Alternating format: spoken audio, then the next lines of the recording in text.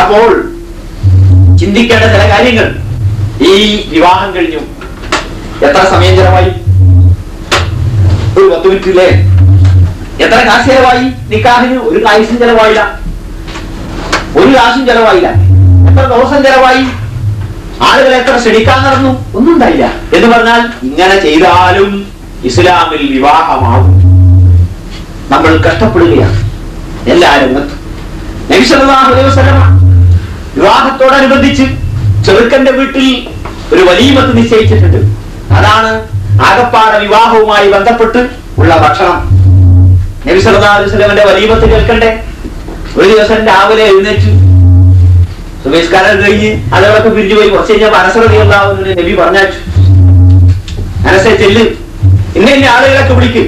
കുറച്ച് ആളുകളുടെ പേര് പറഞ്ഞു. പിന്നെ കാണുന്ന ആളുകളൊക്കെ വിളിച്ചോ. എന്താ നബി സല്ലല്ലാഹു അലൈഹി വസല്ലം വിശേഷം? ഇന്നെന്റെ വിവാഹമാണ്, ഇന്നെന്റെ വലീമത്താണ്, വിവാഹത്തിനുള്ള സദ്യ. ഇന്ന് നാളെയല്ല, അടുത്ത ആഴ്ചയല്ല, അടുത്ത മാസമല്ല, നബി സല്ലല്ലാഹു അലൈഹി വസല്ലം പ്രഖ്യാപിക്കുകയാണ് ഇന്നാണ്. നമ്മളിൽ ആര് വരും? നമ്മളിൽ ആര് ചെല്ലും? നിശ്ചയത്തിന് ക്ഷണിക്കാത്തതിന്റെ പേരിൽ കല്യാണത്തിന് പോകാത്തവർ, അങ്ങാടിന്നോ വഴിയുന്നോ ക്ഷണിച്ചതിന്റെ പേരിൽ പോകാത്തവർ, ഭാര്യയെ ക്ഷണിച്ചില്ല അതുകൊണ്ട് ഞാൻ പോകില്ല എന്ന് പറയുന്നവർ, ബാപ്പാനെ ക്ഷണിച്ചില്ല അതുകൊണ്ട് ഞാൻ പോകുന്നില്ല എന്ന് പറഞ്ഞ മകൻ, ഇന്നയാളെ വിളിക്കാത്തതുകൊണ്ട് നമ്മളില്ല എന്ന് പറയുന്ന മകൻ, ചെറുക്കൻ ക്ഷണിച്ചു പക്ഷെ വാപ്പ കണ്ടപ്പോ മുണ്ടിയ എന്ന് പറഞ്ഞു പോകാതിരിക്കുന്നവർ. പക്ഷേ നബി സല്ലല്ലാഹു അലൈഹി വസല്ലം സമൂഹം വളരെ ലളിതമായ ജീവിതമാണ് നയിച്ചത്. പോയി അനസ് റളിയല്ലാഹു അൻഹു ചെന്നു, കണ്ട ആളുകളൊക്കെ വിളിച്ചു, പറഞ്ഞ ആളുകളൊക്കെ വിളിച്ചു. ആരൊക്കെ അവിടെ ഉണ്ട്? ഉള്ളവരൊക്കെ ഉണ്ട്, ഇല്ലാത്തവരൊന്നുമില്ല, എല്ലാവരും വന്നു. എന്നിട്ടോ നബി സല്ലല്ലാഹു അലൈഹി വസല്ലം ഒരു സുപ്ര വിരിച്ചു, ഒരു മിനി വിരിച്ചു. അതിലൊരു കൊട്ട കാരക്ക ഉണ്ടായിരുന്നു, അതിൽ കൊട്ടി. അപ്പൊ നോക്കിയപ്പോ എല്ലാവർക്കും തികയിലല്ലോ തോന്നും. അപ്പൊ അയൽവക്കക്കാരൊക്കെ പോയി അവിടെ ലോക്ക് എടുത്തോണ്ടെന്നും അതെല്ലാം ആ വീട്ടിൽ കൊട്ടി. അപ്പൊ പാലുണ്ട്, വെണ്ണുണ്ട്, നെയ്യുണ്ട്, കാരക്കുണ്ട്, പല സാധനങ്ങളുണ്ട്, എല്ലാം കൂടി കുട്ടിക്കുഴച്ചു. അപ്പൊ എന്തായി? ദ്രവമല്ല, ഖരമല്ല, അത് തിന്നൂന്നോ കുടിച്ചൂന്നോ വഴമില്ല, കഴിച്ചു. അൽഹംദുലില്ലാഹ്, കല്യാണം കഴിഞ്ഞു. എത്ര റുപ്യ ചെലവായി? എത്ര സമയം ചെലവായി? ഇങ്ങനെയും വിവാഹം നടത്താം. വിവാഹാലോചന മുതലാണ് തുടങ്ങുന്നത്. വിവാഹം നമ്മുടെ നാടുകളിൽ വിവാഹാലോചനക്ക് ചെലവാകുന്ന സംഖ്യ കൊണ്ട് ഇസ്ലാമിലെ വിവാഹത്തിന്റെ നിർദ്ദേശം അനുസരിച്ച് 10-15 വിവാഹം കഴിക്കും. ഒരുപാട് യാത്രകൾ അങ്ങോട്ടും ഇങ്ങോട്ടും. ചെറുക്കന് അല്ലെങ്കിൽ പെണ്ണിന് 2-മത്തെയോ 3-മത്തെയോ സ്ഥാനമുള്ളൂ. മാതാപിതാക്കൾക്കും പെങ്ങന്മാർക്കും ആംഗളമാർക്കും കാരണവന്മാർക്കും കാരണവത്തികൾക്കും ഇളയമ്മമാർക്കും മുത്തന്മാർക്കും നാട്ടുകാർക്കും സ്നേഹിതകൾക്കും സ്നേഹിതന്മാർക്കും ഒക്കെയാണ് പ്രഥമ സ്ഥാനം. ഓർക്കൊക്കെ തൃപ്തിപ്പെട്ടാൽ മാത്രമേ ഇവനും ഓൾക്കും തൃപ്തിപ്പെട്ടൊരു കാര്യമുള്ളൂ. ഇവനും ചെറുക്കനും പെണ്ണിനും തൃപ്തിപ്പെട്ടാലും ബാക്കി എല്ലാവർക്കും തൃപ്തിപ്പെടണം. ഏതെങ്കിലും ഒരു പെണ്ണിന്, ഏതെങ്കിലും ഒരു ആണിന് തൃപ്തിപ്പെട്ടില്ലെങ്കിൽ കല്യാണം നടത്തില്ല. ഇങ്ങനെ എല്ലാവരുടെയും തൃപ്തി. വിവാഹം കഴിക്കുന്നത് തന്നെ പലരുടെയും തൃപ്തിക്ക് വേണ്ടിയാണ്. വല്യമ്മ രോഗമായി കിടക്കുന്ന വല്യമ്മക്ക് ആഗ്രഹം ഓന്റെ ഒരു പെണ്ണും കൂടി പെരിയിൽ വന്നിട്ട് മരിച്ചണം. എന്നാ അപ്പൊ മരിക്കാൻ അയക്കണോ? ഇല്ല.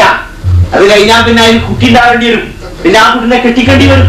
ഞാൻ പറഞ്ഞു വരുന്നത് ഒരു പുരുഷന്റെ ശാരീരികമായ മാനസികമായ ആവശ്യമാണ് വിവാഹം.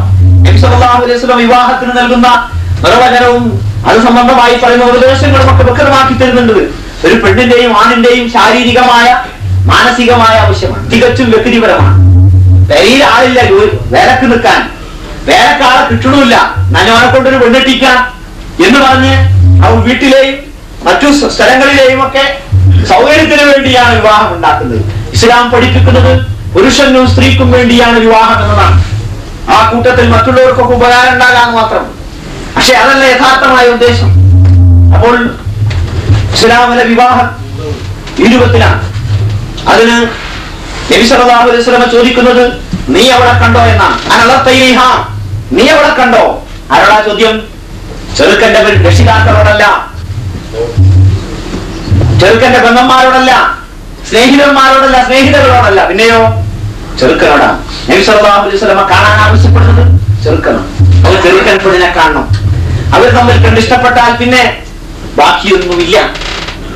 ഇസ്ലാമികമായി ജീവിക്കുന്ന, ഇസ്ലാമിക നിയമങ്ങളും നിർദ്ദേശങ്ങളും ജീവിതത്തിൽ പകർത്തുന്ന ഒരു പുരുഷനും സ്ത്രീയും തമ്മിൽ കണ്ടിഷ്ടപ്പെട്ടാൽ പിന്നെ അതിന് സസന്തോഷം അനുമതി നൽകുക എന്നതാണ് യഥാർത്ഥത്തിൽ രക്ഷിതാവിന്റെ ബാധ്യത. ഒരു പെണ്ണ് നബി സല്ലല്ലാഹു അലൈഹി വസല്ലമയുടെ അടുക്കൽ പരാതിയുമായി വന്നു. ഒരു സഹാബി വനിത, എന്താണ് പ്രശ്നം? എന്റെ പിതാവ് എന്നെ എനിക്കിഷ്ടമില്ലാത്ത ഒരു വിവാഹത്തിന് നിർബന്ധിച്ചു, എന്റെ കുടുംബക്കാരനെ കെട്ടിച്ചു കൊടുത്തു.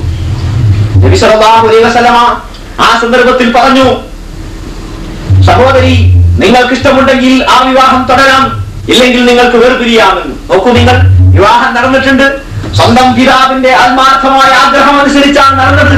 സ്വന്തം പിതാവിന് ഇഷ്ടമാണ്, ആ ചെറുക്കന് ഇഷ്ടമാണ്, പക്ഷേ പെണ്ണിന് ഇഷ്ടമില്ല. അപ്പോ നബി സല്ലല്ലാഹു അലൈഹി വസല്ലം അനുമതി കൊടുത്തു ആ വിവാഹ മോചനത്തിന്. എന്നാൽ പെണ്ണ് പറഞ്ഞു, നബി, യാ റസൂലല്ലാഹ്, ഞാൻ നിങ്ങളോട് ഈ കേസുമായി വന്നത് ഈ നാട്ടിലെ സ്ത്രീകൾ മനസ്സിലാക്കാനാണ്. എന്ത്? സ്വന്തം മക്കളെ വിവാഹം കഴിപ്പിക്കുന്നതിൽ പിതാക്കന്മാർക്ക് യാതൊരു അധികാരവും ഇല്ല എന്ന് ജനങ്ങൾ മനസ്സിലാക്കാനാണ്. നബി സല്ലല്ലാഹു അലൈഹി വസല്ലമിന്റെ മുമ്പിൽ വെച്ചാണ് ഈ കാര്യം പറയുന്നത്. നബി സല്ലല്ലാഹു അലൈഹി വസല്ലമിന്റെ അംഗീകാരം അതിന്. അപ്പോൾ പെണ്ണും ആണുമാണ് അതിൽ യഥാർത്ഥത്തിൽ പരമാധികാരി. അതിന്റെ അർത്ഥം മാതാപിതാക്കളുടെയും രക്ഷിതാക്കളുടെയും കുടുംബക്കാരുടെയും യാതൊന്നും ഇഷ്ടം ആലോചിക്കാതെയും പറയാതെയും നോക്കാതെയും തോന്നിയതുപോലെ വിവാഹം കഴിക്കണമെന്നല്ല. പക്ഷേ അടിസ്ഥാനപരമായി ആരുടേതാണ് വിവാഹം എന്നതാണ് വിഷയം.